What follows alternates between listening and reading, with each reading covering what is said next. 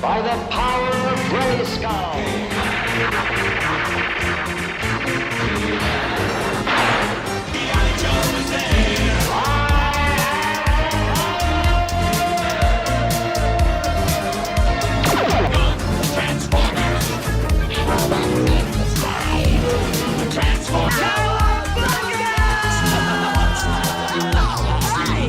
I made a funny. That's a big Twinkie.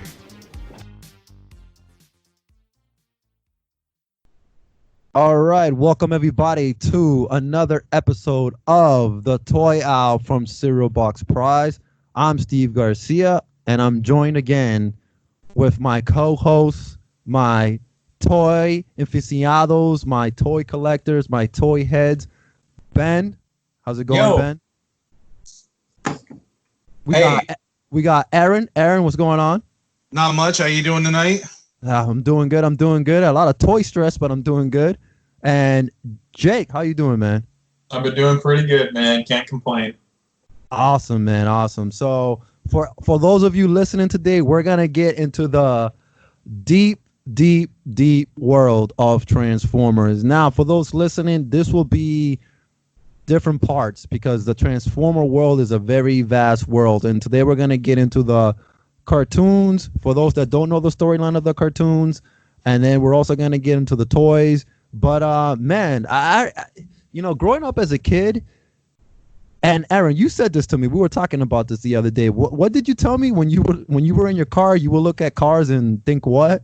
Yeah, I think the one thing that stuck with me with the Transformers is just like the imaginative play. You know, I mean, these vehicles turn into other vehicles, but just driving around like as a little kid, you know, in the backseat of my mom and dad's car, you know, you would see like a cement mixer and just imagine that, transforming into this big behemoth, or, you know, you would see the big 18-wheeler and imagine like Optimus Prime. So it was just that cool kind of feeling like, you know, that these robots were hiding amongst us. So, you know, and it just, the imaginative play is kind of limitless when it comes to that.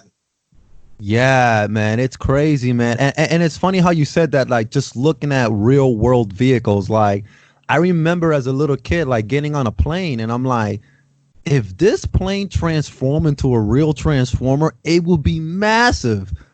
Like, I'm just like, and I think that's what's cool about the whole world Transformers is that they live among us, but they can be vehicles. They can be ordinary objects like a cassette or just anything, man. And, you know, I'm glad that we're joined by Ben and Jake because Ben and Jake are the Transformers masters.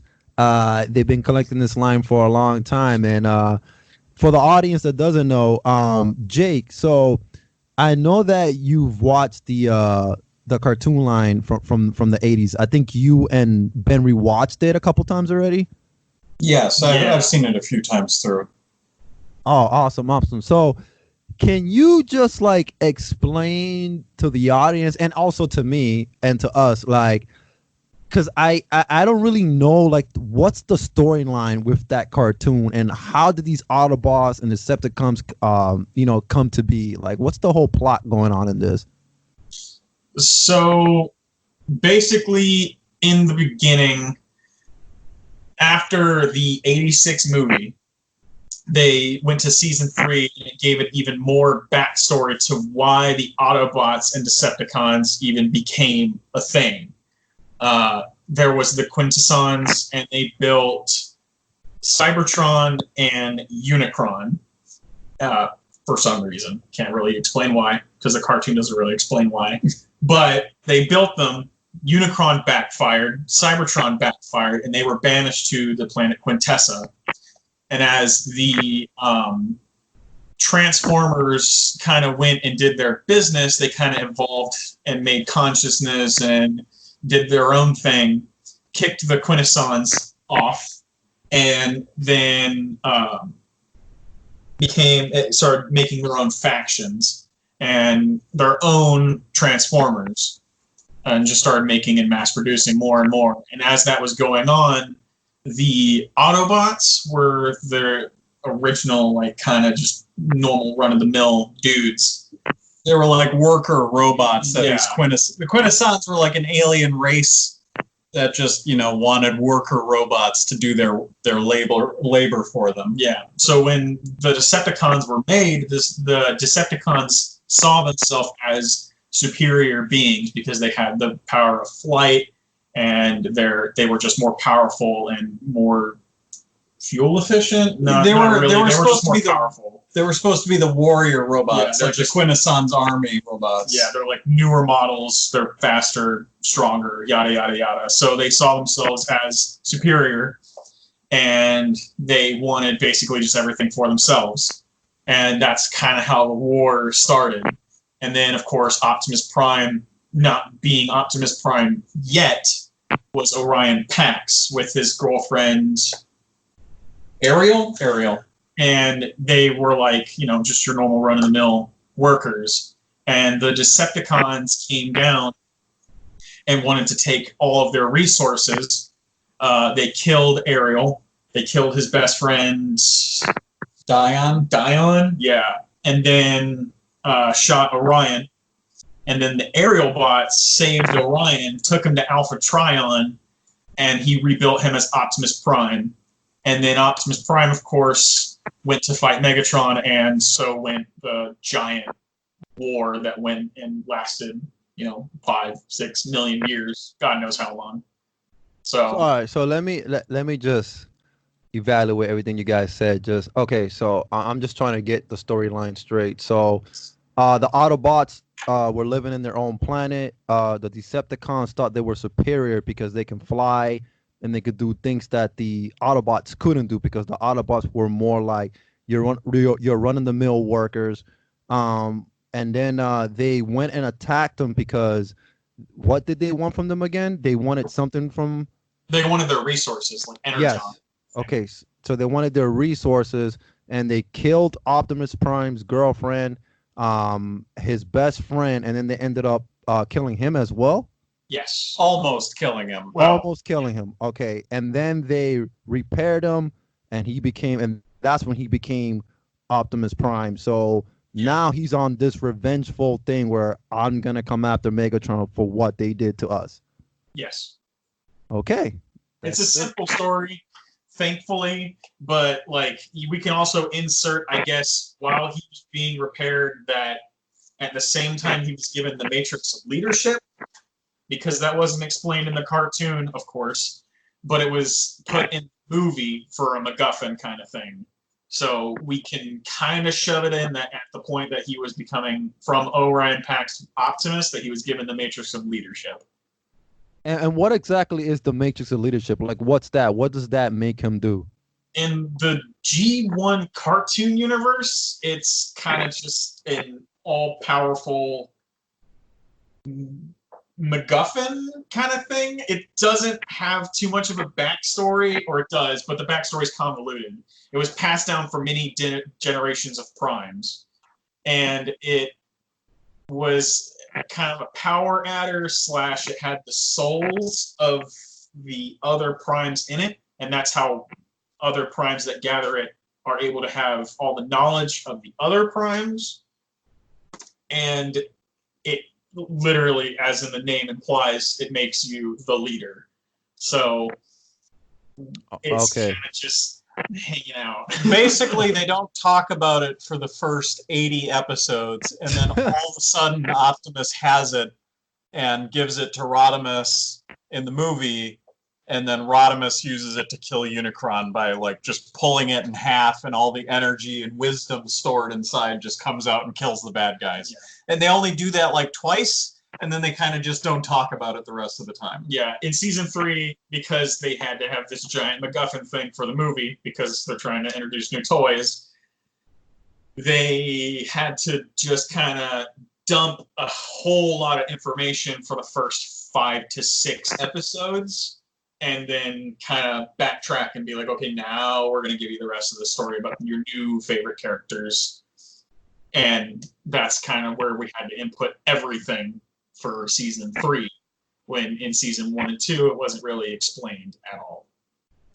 Jake, why don't you cover how the Autobots and Decepticons wound up on Earth? Because that's the other important part of it, is why are they Earth cars and planes and guns and stuff? Oh, well, basically at the tail end of the war on Cybertron, they were running out of so many resources that they literally couldn't do anything. The planet was dying, so they had to escape, and they found a refugee planet, Earth, and they wanted to go there for resources.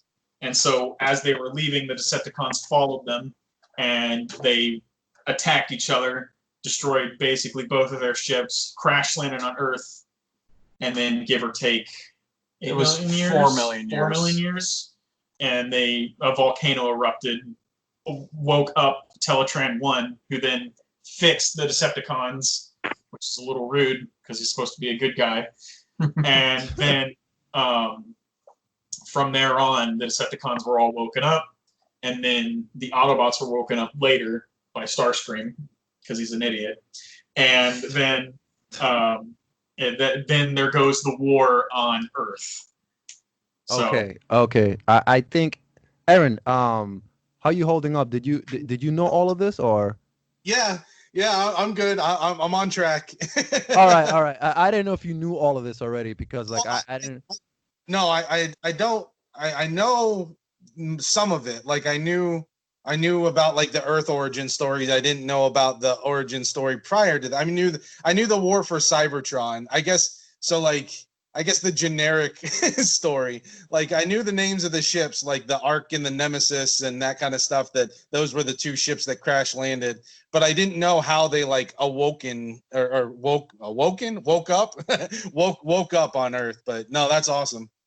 So the waking up part, the Ark had both the Decepticons and the Autobots on it. That was the Autobot ship. The Decepticons boarded them as the ships were crashing down to Earth. And so everybody was on the one ship, and it crashed into a volcano, like Jake said. And the volcano in the TV show was called Mount St. Hilary, but it was supposed to be an obvious reference to Mount St. Helens, which blew up in the 80s. And so it's basically Mount St. Helens erupting is what caused the ship's computer, Teletran 1, to come back online and just start repairing anything it found, which was mostly Decepticons. Gotcha. Wow. Okay. Yeah, I didn't know any of that. And Jake, I'm just gonna go back like a little bit, because I'm caught up now. Now I'm understanding the storyline, and also just in case Evan didn't know this, so okay, I keep hearing about these 13 primes. Now, what are these 13 primes? Are these like the masters, like the head masters for the Autobots? Like, what are these primes? Are they like the gods? So G1 cartoon continuity, the 13 primes didn't exist. Okay. That All right. was a thing that they introduced more towards in the aligned continuity in around 2011 or so to try and shove that into this bigger continuity. And Hasbro basically tried to retcon that there's always been 13 primes in every single universe, always.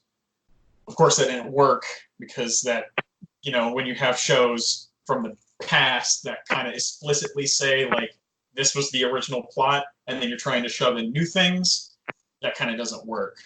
So with the original cartoon series, the 13 primes didn't exist. But I can give a quick synopsis on 13 primes. I forget most of their names. I can pull them up really quickly. But basically, if we're going to go by that lore real quick, in the beginning, when Primus and Unicron were fighting, Primus was losing the battle with Unicron. So he split apart parts of himself to create 13 individual primes. And I actually have the names right here. Prima, which is the leader of them, Vector Prime, which is the master of time and space, Alpha Trion, he is the holder of the quill, which he's basically like the librarian of the Transformers. Solus, who is basically just a blacksmith. A blacksmith, yeah. Micronus, who is a tiny minicon, because they have to put that in there. Alchemist, who's an alchemy person, like he has all the elements and everything. Nexus, who is able to have combination in the Transformers universe. Amalgamus, who is basically the first real Transformer. Like he could transform into different shapes. wow. Quintus Prime, who is basically the father of the Quintessons. And then Liege Maximo, who is literally Loki, horns, green cape, and all, like Marvel's Loki. And then, of course, the 13th Prime, which is Optimus, of course. Okay. All right. Now I'm starting to understand this. Aaron, did you know that? Remember that does not particularly apply to the original 1980s continuity.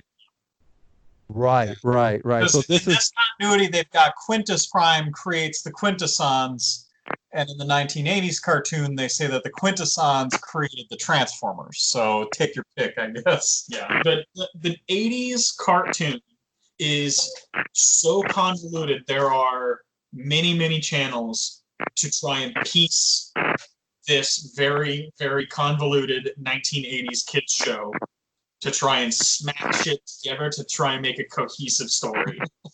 There's one really good guy, Rodimus Primal. If you guys have not heard of him yet, I would check out his videos. Okay. He's a huge G1er, so his whole thing was trying to like take the G1 continuity and try and shove it together so it tries to make sense. A lot of it doesn't, but he's doing a pretty good job at it. No, that's awesome. That's awesome. Yeah. So for those listening, this whole 13 Prime is not related to the 80s cartoon. I just brought this up because I just needed to know for myself. And Aaron, I don't know if you knew about that, but Oh, this is way beyond me, but it sounds like Primus was the original Voldemort, splitting himself up into 13 different pieces. He's got his Horcruxes over there. Yeah, he's got 15 little Horcruxes running around, causing trouble. But no, that it's really awesome. And I mean, I think, we can go back on the previous podcast and, touch base on that. I think, no matter what, there's always these different continuities, like we kind of discussed this before this podcast. Do we talk about the comic book or do we talk about the TV show or, and we talked about that with G.I. Joe last week. We talked about it with Mask.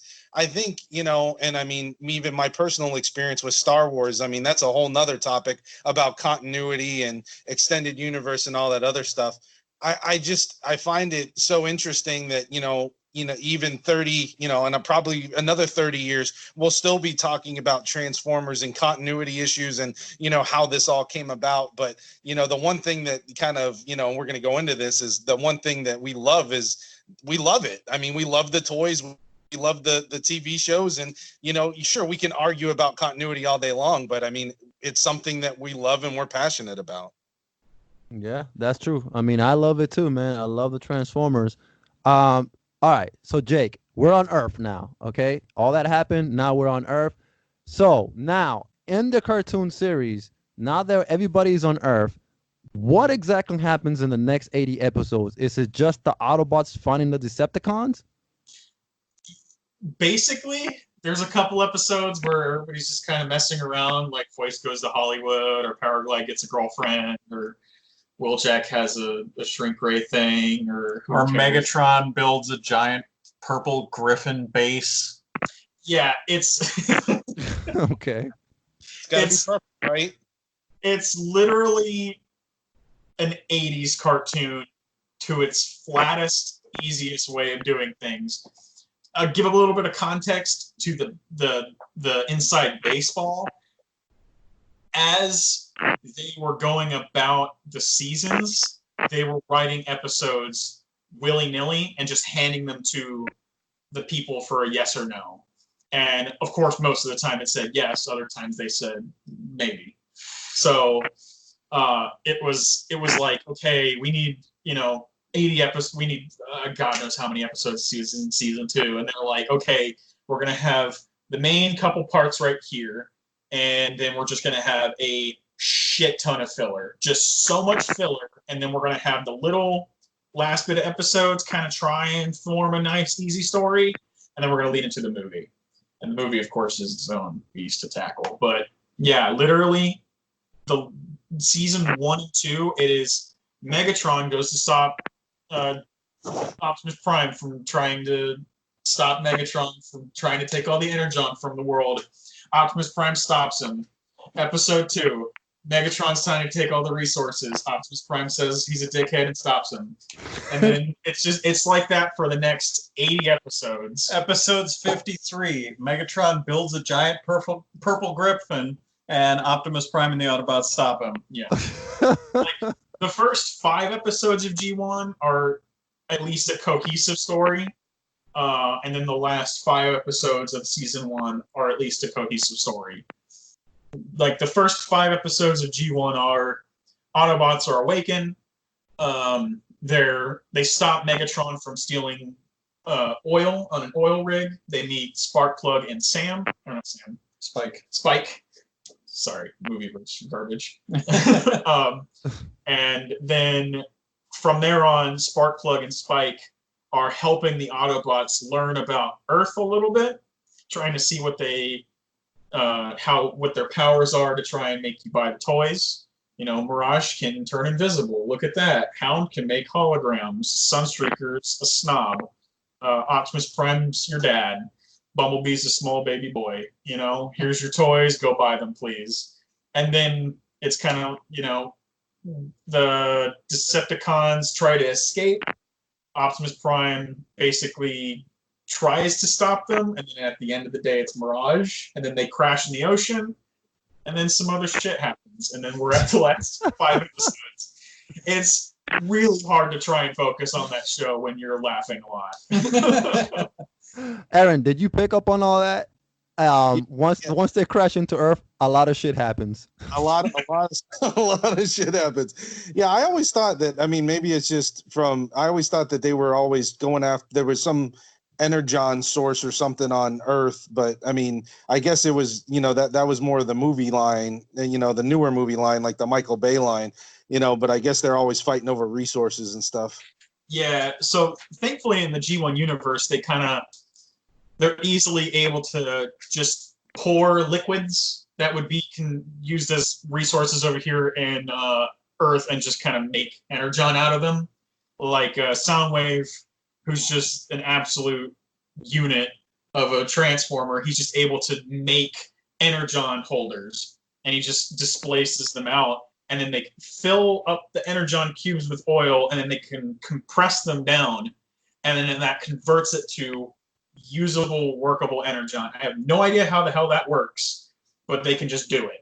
It works however they need it to for that episode. Isn't there an episode where they're stealing like a bunch of rubies and they're going to squish those down into energon cubes? At one point they need a filter. Now they just need a filter because they're like, oh, we have to filter out the stuff to try and refine the fuel to make it energon. And I'm like, you literally just went to an oil rig and just started pouring that shit into a block, and now you're like, oh, I need a filter. Yeah, sorry, well, I need a refiner. When they're starving, it doesn't matter so much. But as soon as they're like, oh, well, we actually have consistent sources of energy. Well, now we can get picky and be like, I only drink filtered energon. Yeah, Megatron's an asshole. He just drinks it right out of the cube like a drunk man. All right, so here's my question. Now that I understand the whole cartoon series and what's going on, the number one question is, does Optimus Prime actually kill Megatron or get him at the last episode then? No. Short answer, no. No. Okay. The 80s cartoon switches so many times from ultra serious to this is the end of the world to Optimus Prime is blown up at one episode and his different parts are scattered in the city of Chicago. For one point, his arm and his gun are just on a tower and they're shooting at the Autobots to where they have Optimus Prime's head and they have 2 little wires connecting them together so that he can talk. And then the Constructicons took his body and literally made an alligator out of it. I'm not making this up. And that's just an episode. And then here's the movie and he actually dies. He's just dead. He turned gray and his soul left his body. He's dead. So Yeah. What? Yeah. Okay. Exactly. the All right. last episode of Transformers Season 2, the Combaticons get exploded, put into a factory, and are made into toasters. And then the next scene, they're fine. They're just back together. They're just normal again. I And then got that. Yeah, and then the movie, Optimus Prime gets shot and dies, and it's like, oh, wait, he's actually dead this time? No wonder all those kids from the 80s are scarred and crying in their closets. It's literally established that it's like, oh yeah, Optimus Prime can be turned into an alligator and can just be put back together and he's fine. But this time he got shot in the gut, so he's just fucked. Hey, Aaron, didn't you buy a toaster? Make sure that toaster is in a combatanton. Yeah, well, we could pour some ooze in it from Ghostbusters 2 and make it something better. Make the toaster dance. Yeah. That is, oh my God, Jake, that is the most insane. Like, listen, I'm glad that I don't have to watch these Eddie episodes and Aaron doesn't have to watch these Eddie episodes. And I'm glad that you just broke it down for us because, oh my God, this storyline just goes all over the place. Yeah, it's kind of, I'm going to pull like an AVGN moment where it's like, I watch this shit so nobody else has to. I did this with the movies. I watched those things multiple times because I guess I just love torturing myself. But I can tell you every little bit of details that happens in all those garbage movies because I love them, but I know that they're bad. But I can explain everything in excruciating detail. It's true. He'll be like, "Did you know that in the Transformers: The Last Night, this guy and that guy?" And I'm like, why did you watch that again? Why would you put yourselves through that? I'm like, I don't know, man. I'm just a glutton for punishment. Great. Hey, Yeah. but you know what, Jake? We need people like you because then you can break stuff down for me and Aaron. So It's a hard job, but it's an honest job. all right, so that's the cartoon series. Oh, I'm sorry. What was that? There was a lot of cocaine in the 80s, and it shows when you watch those cartoons. God, it does. Oh God, does it, man? Don't even get us started, man. We did Mask and G.I. Joe, and oh my God. God. Those are at least consistent throughout. I feel like Transformers was a lot more off the wall with some of their plots. Yeah. Like there's some standout episodes of Mask and G.I. Joe, and there's episodes that get silly, but Transformers, that's a trip. Transformers goes like 1960s Batman, where it's like Joker wants to make the entire water supply of Gotham into jelly. That's an actual episode. And it's like, Okay. just like, yeah, I'll do that shit when Transformers. Fuck it. Hey, Aaron, you know there's gonna be a test on this tonight, right? So make sure you're taking down notes. I got plenty of notes. I got my Word document up. I'm good to go. All right, awesome. All right, so that was the cartoon series, and now we're gonna get into the toys because the toys is something. So I'm looking at my toy shelf. I'll ask Aaron the same question. So the only Transformers I have the G1 Soundwave, G1 Blaster, original Jetfire, missing all of its accessories. And I have the Dinobot Slag, and that is pretty much my Transformers collection. And obviously, Ben and Jake, you guys beat me and Aaron. But Aaron, do you have any Transformers in your collection? Yeah, I got G1 Optimus Prime. I got an Ultra Magnus. So Soundwave was always my favorite. So I got him, and I got a bunch of cassettes. I have a blaster. I'm trying to think off the top of my head what else I have. I have a few odds and ends, few of the combiners, but yeah, mostly just kind of the ones that I liked from the cartoon line. Yeah, same here, man. And this question is to Ben and Jake is, man, I love those combiners, man. Like there's something about combining all these robots into one big robot because I'm a massive Voltron fan. And the one combiner I'm still trying to get is Devastator. I need a Devastator, a Predaking, a Superion, like just all those like combiners are awesome. And since we're talking about the toys right now, Ben, can you just explain a little bit? I mean, we don't have to go full into detail, but Transformers they came from Japan, which was Diaclone, which became Takara. What's the whole storyline between that? So I kind of touched on this actually last episode in the GI Joes about the back and forth between the partnership with Hasbro in the United States and Europe, and Takara, which was a Japanese toy company, and how that led, Takara got the GI Joe figures, and then they downscaled them because of the oil crisis. And actually, I was just going to throw this out there. The Transformers were fighting over Earth's energy because they ran their own planet out of energy, and there was like nothing left, and the planet itself was starting to die. I don't know if any of this sounds familiar. Just sucking your planet dry of every last drop of combustible fuel. Yeah, But, that sounds. That was actually kind of a theme in a lot of 80s toy lines I've noticed.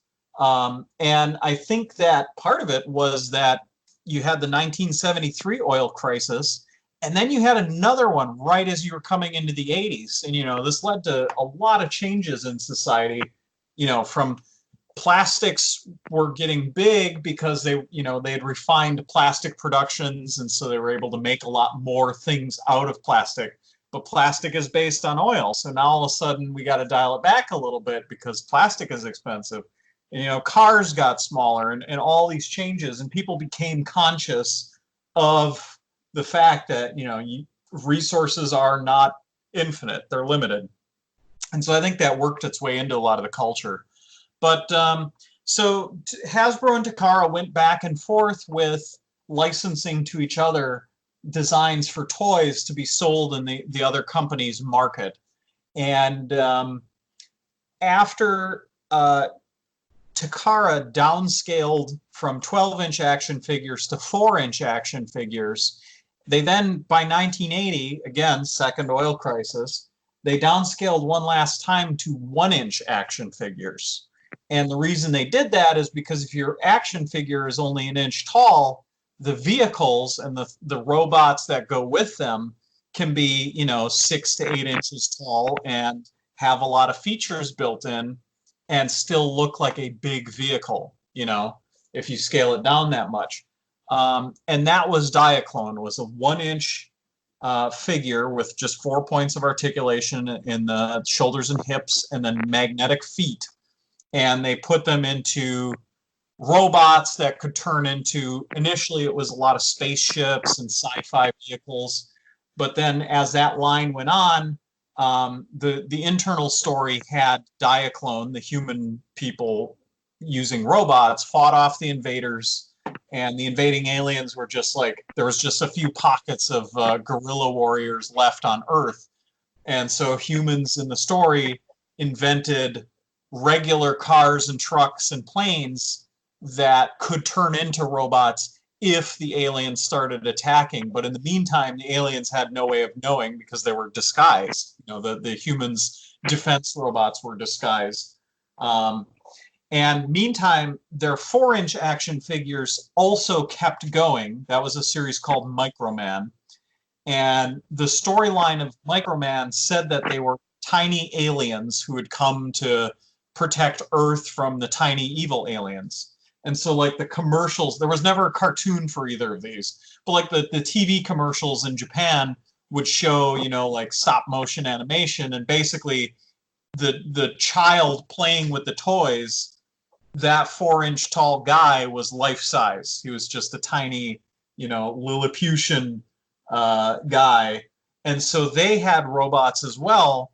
And when they decided to have the robots be disguised, they would be disguised as everyday objects, like a microscope or a flashlight or a gun, because, little kids, most of them have guns. And so they had a whole series of, they called them chameleon goods, where it's a robot disguised as an everyday household object. And then when the evil aliens show up, they can turn into robots and help you fight off the evil aliens. And so eventually what happened is when television allowed toy makers to advertise toys with a TV cartoon instead of just commercials, Hasbro saw a lot of success with their G.I. Joe line. You know, that was outrageously popular because they had the commercial to go with it, like we talked about last week. And so they were, at that point, they're like, oh, we got to do this more. We got to come up with more things that we can have a 20-minute long toy commercial. And they sent some executives to a Japanese like industry toy show. And the executives saw Takara's Transformers product, or their Diaclone and Microchange product. And they'd already had an established relationship with Takara. So they said, we'd like to bring these toys to the US market, and we'd like to write a cartoon for them and make them into characters instead of just being, you know, vehicles that humans drive around in case an alien attacks. And of course, Takara agreed. And so they had Marvel comic book writer Bob Budiansky come up with a bunch of biographies and like names and abilities for all these robots. And they basically brought a bunch of those toys largely unchanged from the previous version to the US, but they did not have drivers anymore because they were now, the robot itself was a living character instead of just being a machine that you get in. And so they released Transformers in 1984, and it was enormously successful, despite the fact that Bandai, Takara's competitor in Japan, had partnered the year prior with Tonka to release their Machine Robo series as GoBots. And those actually were very popular in 1983. But when Transformers hit in 1984, they had all this like media blitz surrounding it. There was a comic book series that came out in the spring. There was the cartoon that came out in the fall. There were, you know, commercials and merchandise and just everything. You guys have both seen the movie Spaceballs, right? Oh yeah, I love it. Yeah, so you know the scene where he's trying to hawk all the Spaceballs merchandise? Yeah. Flamethrower. So that was making fun of the culture in the 80s. And in fact, if you rewatch that scene, the Spaceballs, is it the lunchbox? No, it's a coloring book. Oh, the Spaceballs coloring book is a Transformers coloring book with the Spaceballs sticker on it. So I mean, Really? they were poking fun at all of this like media hype that toy companies were using to make a quick buck off of some screaming kids. But yeah, there was all of this hype surrounding Transformers, and so they basically sold out everywhere. You know, there's stories from, you know, news clippings and stuff in 1984 around Christmas of these like brawls in the Toys R Us because the parents wanted to get that last Optimus Prime off of the shelf for their kids on Black Friday, which is something that has continued to get worse and worse for the 30 intervening years. But it took off in just an enormous way. The first series had 27 figures, and then there were some mail-away exclusives. You know, you could cut the points off of the back of the box and send it away with a couple dollars for an exclusive figure. We're going to have to do a whole episode on mail-aways because it's a very fascinating thing that just doesn't happen anymore. So Ben, let me just stop you right there for 1 second.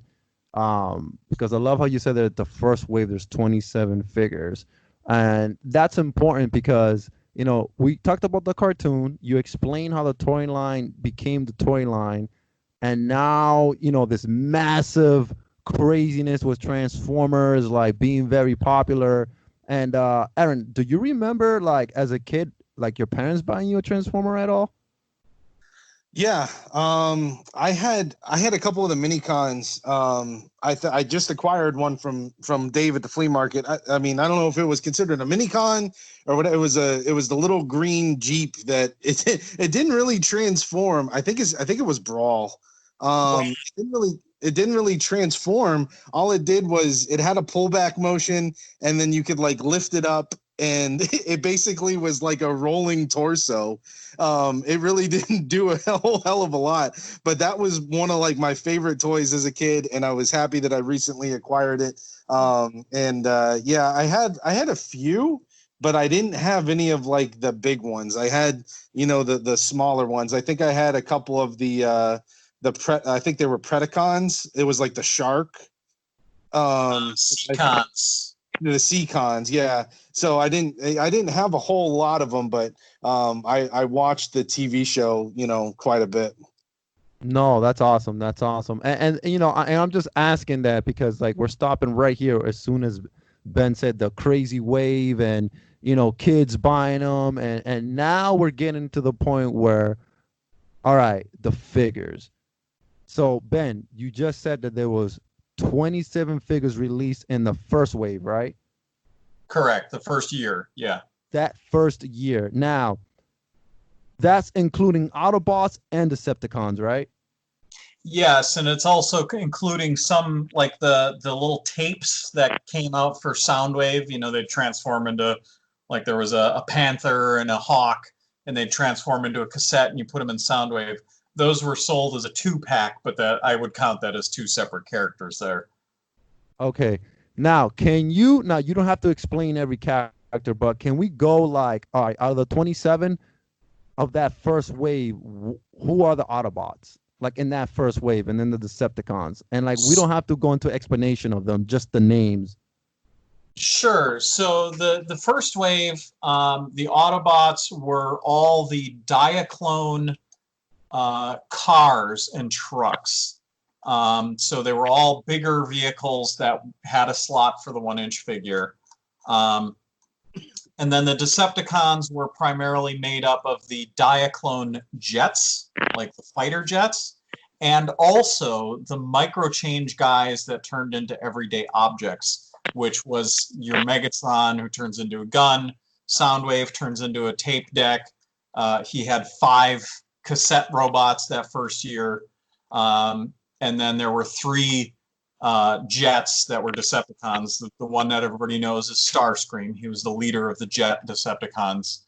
And then for your Autobots, you've got Optimus Prime, who was the big tractor trailer from Diaclone.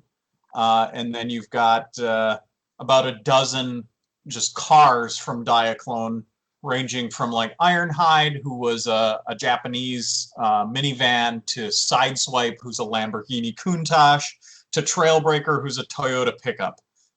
So they kind of, any kind of vehicle that Diaclone had thrown in wound up as an Autobot. And then the last little subgroup was the Autobot mini vehicles. And these were cars and trucks, but they were like very small, maybe 2 inches long in car mode. And they were very simple, and they were kind of like deformed. They didn't look realistic at all. And the reason for that is they were from Microchange, which is supposed to be everyday objects, but in the Microchange story, these were disguised. These were toy robots who were supposed to be real robots disguised as toy cars. And so they look like the penny racers, or they were sold as Tonka Turbo Tricksters in the United States. They're kind of stubby, they're very squished down. And the most famous of those, of course, is Bumblebee, who is a yellow Volkswagen Beetle penny racer, essentially. Oh, wow. That's awesome. See, it's good to know because, as toy collectors and whoever's listening to this, like if they want to get into the G1 line and they're like, hey, I feel like collecting all 27 of the first wave, of the series, it's good to know who's who and who were there in that series. So now, back in the 80s, I'm pretty sure there were some popular characters that were more popular within that 27 group. Now, within that 27 group, which would you consider to be the most popular Transformers where collectors or people are always searching for? Optimus Prime. I mean, it starts and ends with Optimus Prime. I just pulled up on the Transformerland website, of course, we have the collector's guide for Transformers. We have sold, in the time since 2003, we have sold about 700 Optimus Primes from G1, just that first Optimus Prime toy. Wow. And that's far and away the most popular. And then rounding out like the first ones that people go for from the 1984 series, Soundwave is enormously popular because he had that play feature where you could transform, he turns into a tape deck, and he came with all these little guys that turned into tapes, and you could put them in their tape mode and actually put them in Soundwave's chest in the tape door, which was, endlessly amusing. So he's very popular. Of course, Megatron, who turns into a Walther P-38 pistol. He's very popular, but he's not as easy to get in the aftermarket, just because of this design. There were a lot of design issues that made his toy quite a bit weaker, so they broke more easily, and there's just not as many of them left out there as there are like Optimus Prime and Soundwave. And then, it kind of is all downhill in terms of popularity from there.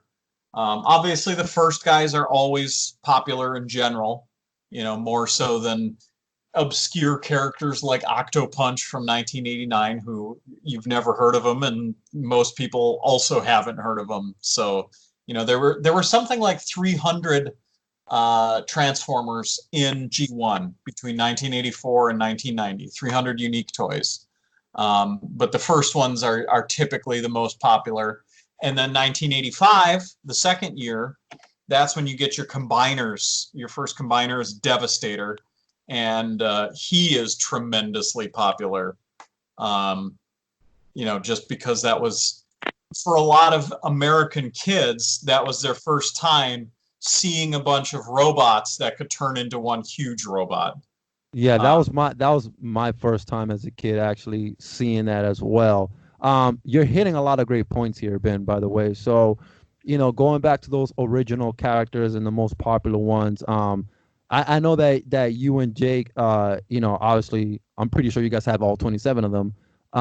But Aaron, do you have an Optimus Prime, Aaron, by the way?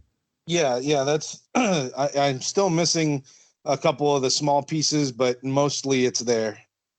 Now, did you find that in the wild, or did you buy that at the secondary market?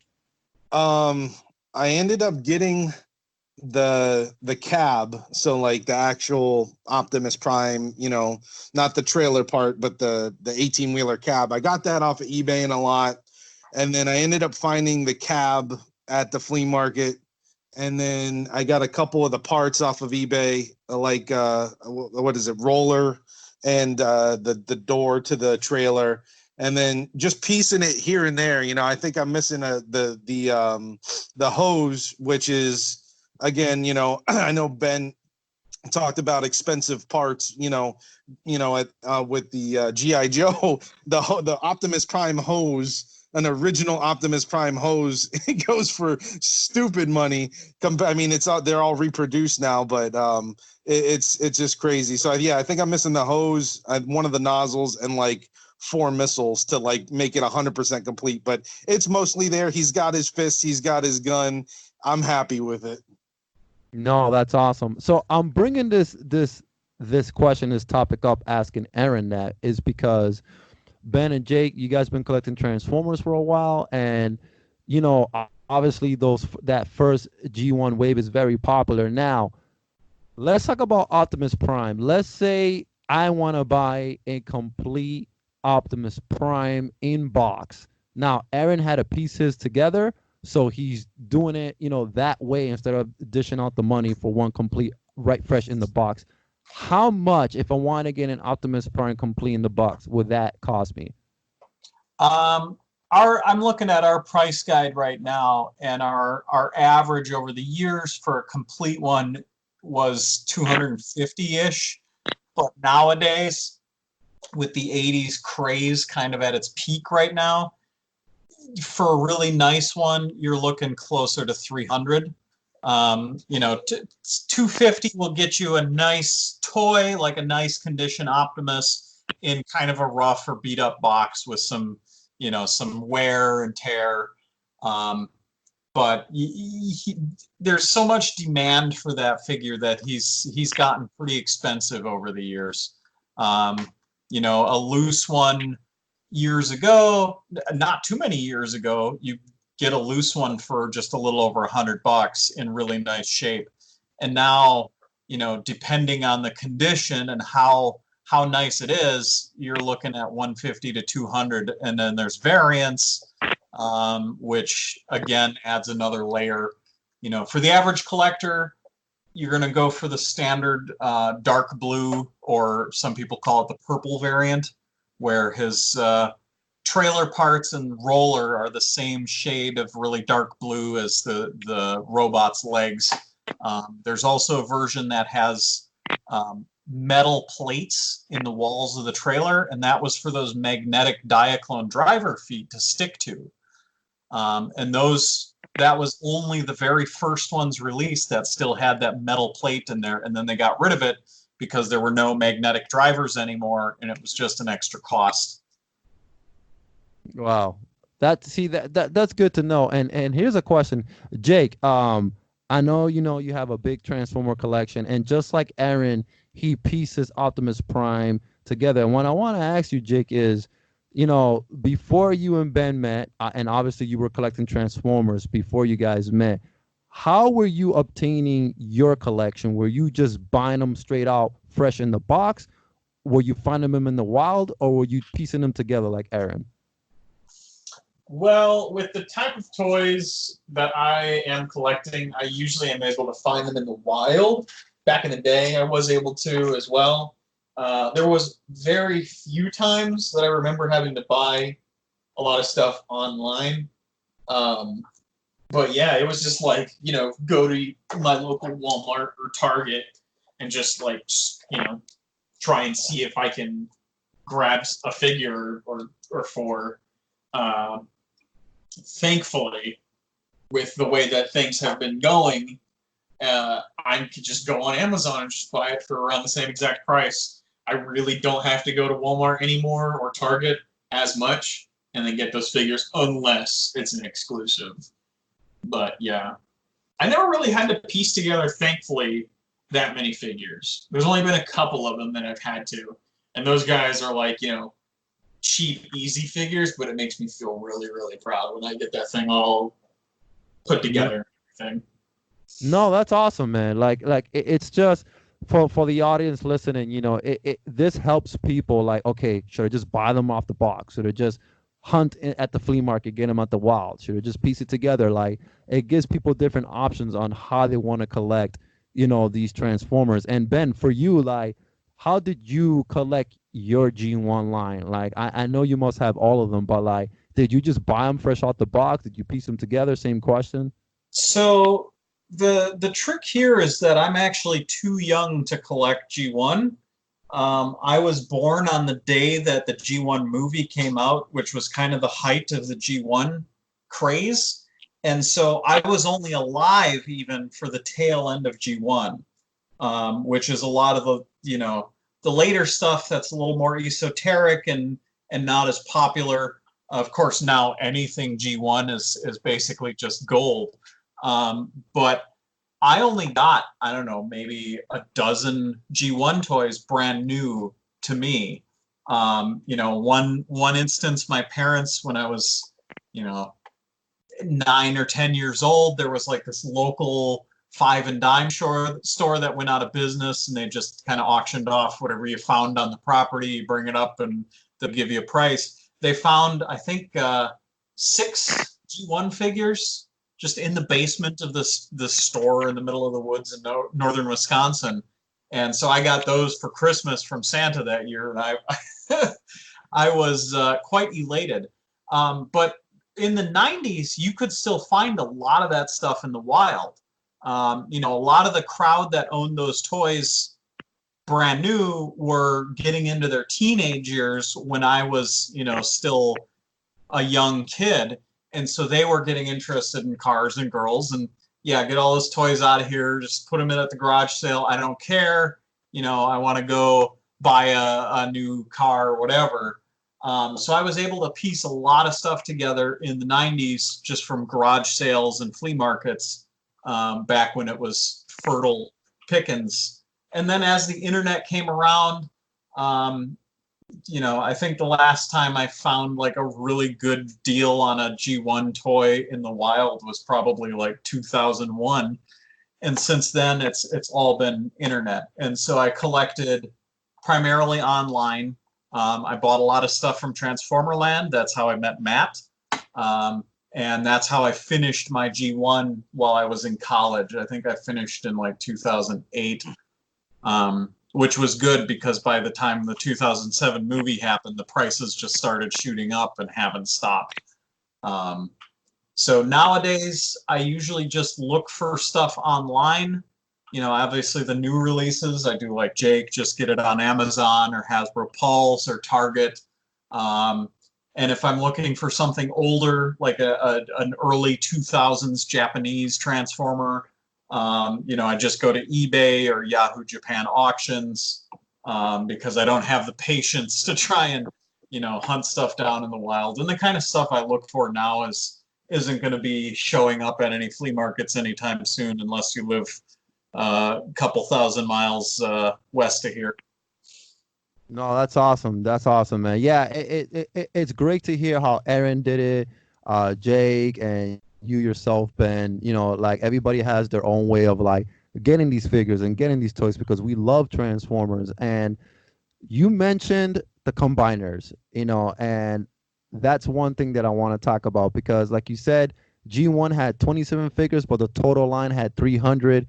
And then you said by what, 85, 86, the combiners came out? Yeah, 85 was the first one. That's Devastator. And that was actually an old Diaclone design that Hasbro licensed, and they painted them all green and purple to look more evil. The original one was largely red and blue, so it actually looks straight up like a good guy because it's the same colors as Optimus Prime. So they're like, no, we want this to be a bad guy, so we're gonna, because you know, purple has always got to be evil. And that toy was tremendously popular. You know, I'd said earlier, Transformerland has sold something like 600 or 700 Optimus Primes. We've sold like 400 Devastators, so he's not too far behind. And then because that was so popular, in '86 they made 5 combiner teams. And 4 of the 5 were in the design phases for Diaclone, but because Japan in 1985 stopped Diaclone, they actually kept Diaclone going in 1984 because they thought that those crazy Americans didn't know what they were doing. They thought it was going to be a big flop, and so they didn't want to put their eggs in that basket. But by 85, they're like, okay, obviously they're doing something right because we can't keep up producing these things. So they switched over to making Transformers a year later. And but because Diaclone was still supposed to go on, they continued planning new toys and designing new toys. But a lot of them weren't released until Hasbro's like, we need more Transformers. Quick, give us more Transformers. And they're like, we've got these designs. Sure. Does it transform? Perfect. Get it over here. We need it now. You know, we got people tearing each other up in the toy aisle. We need more Transformers. And so you got 5 new combiner teams in 1 year. And the Predacons you'd mentioned earlier about wanting to get the Predacons, that was one of the sets. And then the other 4 were the combiners where you can take any arm or leg and make it an arm or leg of any other combined guy. That's awesome. Wow, I never heard of that. Yeah, that's most of them actually. It's just that Devastator and Predaking are kind of the 2 big exceptions, and they're also 2 very popular toys. But Superion, who's Autobots made out of jets. Menasors, a Decepticon made out of sports cars and a truck. The Combaticons form Bruticus. Those are all like military guys. And then the Autobots have Defensor, who's all rescue vehicles. And all of those guys are compatible with each other. You can interchange the parts, you know, however you want. Of course, nobody really does that anymore. Like, you know, most people set them up exactly as they are because they didn't emphasize that in the show at all, that they could do that, except in Japan. And then 87, you got 2 more combiners. 88, you got the Seacons, which Aaron mentioned, having some Seacons. Those were 6 guys. They were all like ocean monsters. And then 89 was the last combiner. He was one of the weirdest. He was called Monstructor. And each of his components came in like a rubber monster shell. You like stuff the robot in the back of this rubber monster and then put a plastic cover over it. And then you could take them all out and combine them into this little guy who is 5 inches tall. He's tiny. Like the whole combined guy is the size of one Predacon. Wow. And That's he's actually right. fairly rare, but it's because he's rare. Nobody's heard of him, so he's not as popular either. So let me ask. I'll start with Aaron this question, and then we'll go around. Aaron, when you first saw these combiners, like Devastator and all that, like how did you feel?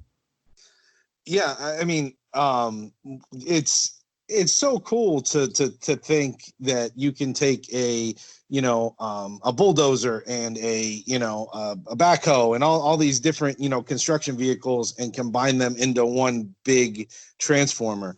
I mean, it's as a kid, when you're playing with these and you're combining them, going back on what I said at the beginning of the podcast, you have that imaginative play, and you think, oh my gosh, like you could just imagine a construction site. And I think going fast forwarding, to the Michael Bay movies, when they made that Devastator, the newer version of Devastator, in the quarry, I mean, that was fantastic. It was amazing that, like, because that was that imagination that you had as a kid when you put these 5 vehicles together and it made this one thing. It's phenomenal. But going from a collecting standpoint, and I wanted to get back to this because, Steve, you were asking how we all collect this stuff. I mean, you got to remember how many pieces Devastator came with.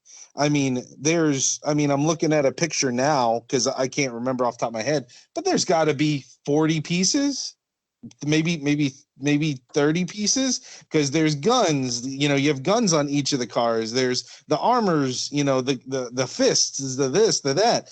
I mean, so from a collector standpoint, I do it the crazy way because I can't justify spending $200 or $300 on a toy. I'll pick and choose and get my deals where I can, so like I try to buy, Steve, you were with me this past weekend when I got that box of accessories. Yeah, that was awesome. And I mean, that was, I don't know, $200-$300 worth of accessories for various toy lines that I ended up getting for $20. But there was a couple cassettes in there. There was a couple, little weapons for the cassettes. So like from and for the audience, Devastator has, I'm looking at probably 30 pieces. So like if you're not willing to hunt those down, you're going to pay the premium. You're going to pay the $200-$300, whatever it is for a Devastator now. But if you're patient and you want to, you like the thrill of the hunt, you can sit there and, buy one piece for $5 or one weapon for a couple dollars, or and then piece it together that way. Or you just kind of get the main 5 vehicles, put them together as much as you can, and then you get the armor and the weapons later. But I mean, I think like you hit the nail on the head. There's many different ways to collecting. I'm a little bit more patient in my collecting, but I'm also a little bit more stingy in how much money I'm dropping on a toy. I always like the thrill of the hunt and that kind of like that aha moment when you come across it, and then hopefully you'll be able to get it for a good deal. No, that's awesome. Yeah, I'm kind of on the same route as you, Aaron, where I want a Devastator really bad, but I know the prices have gone up, and Ben and Jake, you guys deal with this every day, so you guys know that how much he's going for right now, complete in box with everything. So at the flea market, I've run into like, oh, here's a piece here. And then a month later, oh, there's a little piece over there, But like you said, Aaron, yeah, there is a lot of multiple pieces to just that one transformer, and it's like if that's the way you want to do it, and it's the thrill of the hunt, just finding those little pieces. It's like Indiana Jones, you're going on a little bit adventure, trying to find these pieces. The problem with doing that with Transformers is you get down to that last piece, and that's the piece that's always missing.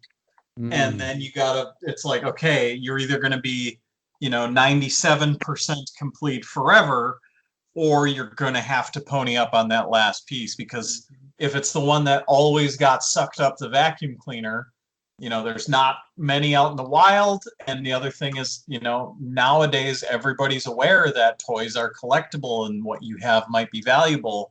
And so a lot of that stuff is in the collector market with people who know what they're looking at. And so, for example, like Transformers, you got the big guys that turn into like a base. Instead of having separate play sets, they just had really big robots that turned into bases. And all of those guys also came with, 20 parts. And so you can get the big figure for usually a good deal because they're big. They take up a lot of space. They don't break easily usually. And, they're easy to spot. And then you kind of get the big parts in the wild, the medium parts, and then you're down to the small parts. But every single one of those guys has got one little tiny part that's like a half-inch long, and it's just always gone.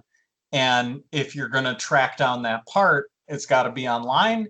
And if you can even find one for sale separately, you're looking at, $50 for some of these little teeny pieces of plastic. And so doing it that way can have its drawbacks if you're wanting to get to the point where the thing is 100% complete. So if I could jump in, I have a method and I kind of have like a collector's tip. At least this has helped me with my collection. So when I get to that point, because I've gotten to that point before, of like, I'm going to collect, I don't know, let's you keep using Transformers. I'm going to collect this Transformer. I found all these pieces, okay, I'm 97% there. I'm missing that one piece.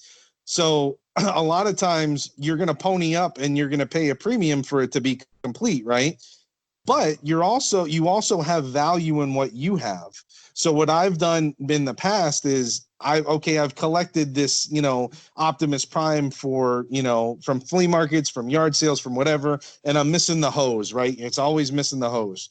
And then you sit there and go, well, I'm not going to pay $40 for a hose, but you can spend $230 or $240 for a complete one with an original hose. So what I end up doing is end up spending that $240 for a complete one and then selling my 97% one for like $200 and or $220. And then so you're not eating the whole 40, you might eat 20 of it, so that's how I've kind of completed the ones that I've needed that one piece. I'm not going to spend $40 or $50 on a piece, but I might go, okay, well, there's still value in what I have.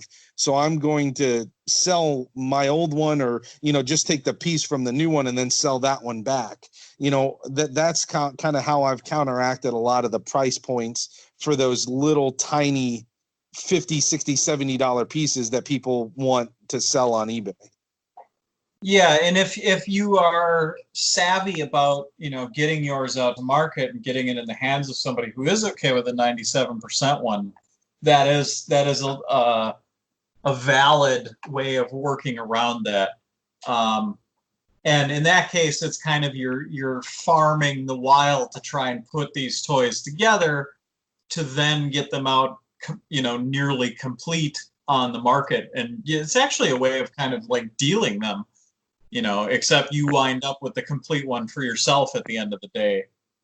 Yeah, at a fraction of the cost or very minimal cost. And that's how I've pieced together a lot of my collections of stuff. I've talked to Steve about it. I'll buy big lots on eBay of, Ninja Turtles parts or, Transformers parts for that matter. And then it's like, okay, I'll keep one or two because those are the parts that I need. And then I end up reselling the rest or, trading the rest to, other people. And then, by the end of it, you're actually ahead of the game, and then you have these pieces in your collection that you didn't pay anything for. Yeah, and if you hunt down the right sources, especially you guys where you have a flea market where you have, a local dealer, you're going to be able to find things like that and, bring them to the wider online market after perusing what you need.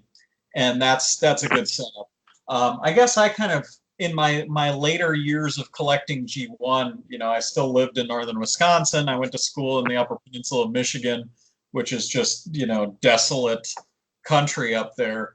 I didn't have a lot of that local supply, so that strategy was kind of out of reach for me. And so for those last few, figures for my line, I wound up just pony up and buy them online and get it done with, because I don't know when I would ever actually see one in the wild again in a less populous area of the country. No, that's hearing you guys like talk about how you guys do it, and Aaron, like that's a good tip for anybody listening, and they want to get into collecting Transformers or just collecting in general, anything. That's a good way of like saving money, because I know, as a collector, that sometimes I'm like, man, do I really want to drop $355 on like this one Ninja Turtle, or like, like we always have that in our minds, like, okay, if I drop this amount down the road, what will be the value of it later? And I'm not a collector or a reseller where like I have to buy these things because down the road is going to make me more money. I appreciate toys because of the art, because of the designers who designed it. I love toys because it's an art, it's an art form, and it makes us happy, and we can look at it in our shelves. So yeah, man, that's a very good tip, especially from Ben, Jake, and yourself, Aaron, how you guys do it. We're reaching the hour and 28-minute mark, so I still haven't asked Jake. Let me ask Jake real quick. Jake, do you have any combiners? At the moment, not G1. I am not the biggest G1 toy fan. I respect it, and I like the cartoon because it's just so batshit crazy sometimes. But for me personally, I'm not the biggest fan of it, and for how expensive some of them are, I personally don't feel like I will get as much enjoyment out of the figures. But the couple guys that I'm doing right now that are combiners is Studio Series Devastator. I want that thing to be done so badly, mainly because it's taken me, 2 years? Almost 2 years to actually have the friggin' thing complete. And then I have, like, movie Bruticus and movie Superion, which those are just literally Energon, Superion, and Bruticus. And those things are, by themselves, pretty bad. But if you get the upgrades for them, they're pretty fun. So, but yeah, like, I don't know, man. I think that those are really fun toys on their own, but they are sometimes pretty bad. Like, I'm just really wanting my Studio Series Devastator to just be complete. I just need that waist hit, and I'll be good. This is the one that Aaron mentioned earlier. In the movies, they have the Constructicons form that Devastator in the rock quarry. And Hasbro has released 7 of the 8 figures you need to build them, and the 8th one is coming out sometime, maybe, we hope. October, it's coming. So they say. I thought it was supposed to be August. It's October now. Well, that's just great. That's awesome, man. That's awesome. Yeah, I think I've seen pictures of that Studio Series Devastator. Yeah. All right, so we Jake, that was a great rundown of the cartoon. I feel like I understand the cartoon, and I don't have to sit through 80 episodes, or Aaron doesn't have to sit through 80 episodes of that. So like that was a great breakdown, and really appreciate that. And I'm sure the audience that's gonna listen to this appreciates that. Ben, so before we finish this first part of the Transformers podcast, we talked about the G1s. There was 27. The first 27, about the complete G1 line. There's 300. Then we get into the combiners, and you got down to the last one was in 1989. That's correct. And then now in 1990, is that when the second wave of Transformers came out? No, 1990 was the final year of what is now called Generation 1 in the US. And in Japan, the line kept going until 1993, but it was very few figures each year. Europe also got figures until 1993, including a bunch of unique ones. But the US We did not get any figures in 1992, 1991, 2, or the first big chunk of 1993. I think Christmas of 93, the second generation, Generation 2, was starting to come out with their first figures, right around November, December. And then 94 is when Transformers came back into full swing production in the US. And Generation 2 lasted until 95. And then they had a big reshuffling in the, Hasbro Corporation, which led to them spinning off the Transformers into Beast Wars, which is a, whole separate episode. All right, they're right there. That's where I want to stop at. Right. This is a part. This was perfect. Like, I feel like I learned so much today, because like, Jake, you broke down the cartoon series like amazingly, because now I understand what's going on. And Ben, like, just you explaining, the G1s, the first 27, there's 300 of those, all the way to 89 was the last combiner. There were more Transformers that were released in Japan in 93. The US didn't really get much. And then until the Generation 2 wave was what, 94, you said? Late 93 through 1995. Okay, so late 93 to 1995 is Generation 2, and then finally we get the Beast Wars.